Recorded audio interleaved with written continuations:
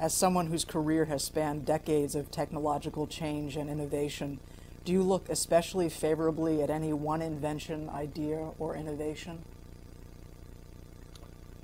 Well, I love my computer.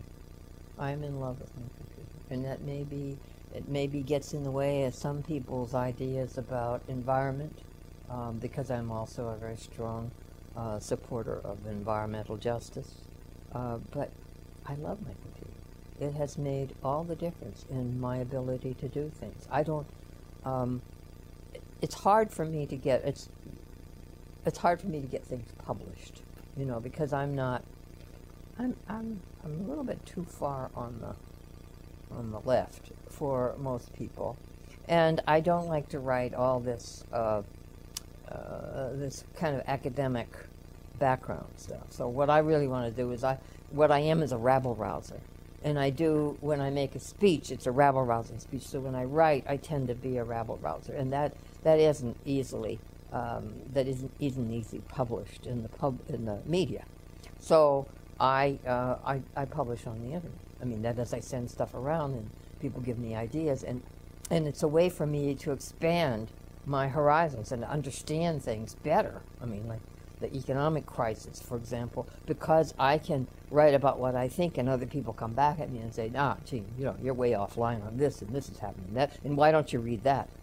So I get what I would get from publishing. That is the kind of feedback and the kind of immersion in the ideas that I would otherwise not have. And the computer and the internet makes that possible for me. And the computer, because, as you probably remember, I cannot write good. People can't read my writing. I can't read my writing. So the computer helps me, even though I don't type very good, but I can always use the spell thing, and I can get some order out of it. I don't go that far. I don't try to make it perfect, but as long as I can read what it says. So it's much better for me that way. So it's been a great gift, the computer. So you're a fan of Bill Gates, is what you're trying to say? No, that's a very different thing. That is a very, very different thing. I'm merely a Macintosh person. Have been since the beginning of time. And when I first started this, I bought this. It was an Apple made in Germany. It was this huge thing, and it was made out of cast iron, so you could hardly carry it around. But at the time, nobody here at Mount Holyoke, nobody knew how to use these things. And I got a printer, and I bought this huge, big printer. But then I had no way of figuring out how to connect the printer to the computer. So I would say, because I was teaching also, so from about 10 o'clock at night till 3 o'clock in the morning for a month, playing around with it. And because there were like 22 things on this side and 18 on this side, I had to take each one of these and try it to see. I mean, to move these things around and get it to work. And when I got it to work, I was so pleased with myself. And then I had to make a motherboard, so I had to learn how to solder. And to solder these little pieces, these little resistors and all this stuff on the motherboard, which I did. I was very pleased with myself then. It was good. So I got to be into technology a little bit, but I don't really care about that. I just like to do something that looks interesting to me. And then I don't want to do it anymore. Final question for you. Is there anything that worries you when you consider the information age? I think what worries me is what has always worried me, and that is that there is people don't question much. They don't question enough. My standard stock in trade as a teacher was always to say, how do you know what you know? How do you know it? Who told you? Where'd you get that information? How did you put it together that way? Does somebody benefit from this? Who benefits? How? Those are the questions I think that people need to ask. And as a result, I think people don't know. I mean, I was surprised when I started working on global economics directly, at how little people knew and how little they understood.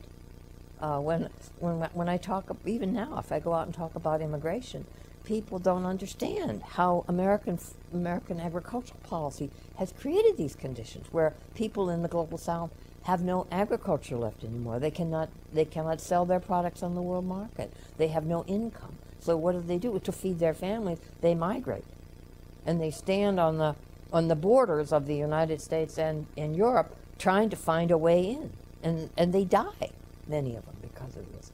But people here do not understand that this is caused by some of the actions that this government has taken. Just as this whole economic mess, that was made, decisions that people made, and that whole large numbers of people disagreed with.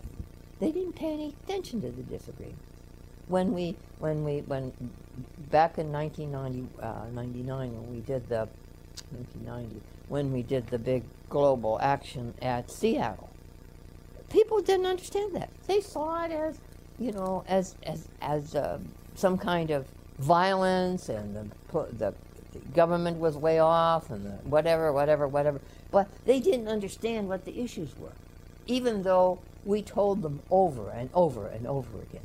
And I went to every WTO meeting from that time on, every one of them. And I raised these issues when I came home. And I talked to the media, and I was on the radio, and with hundreds of thousands of people, very well-known people who worked very hard, who understood, who wrote this stuff up. It's all there. All the reasons why we have this economic crisis, they have been open and available to people all along. I don't know why people are shocked.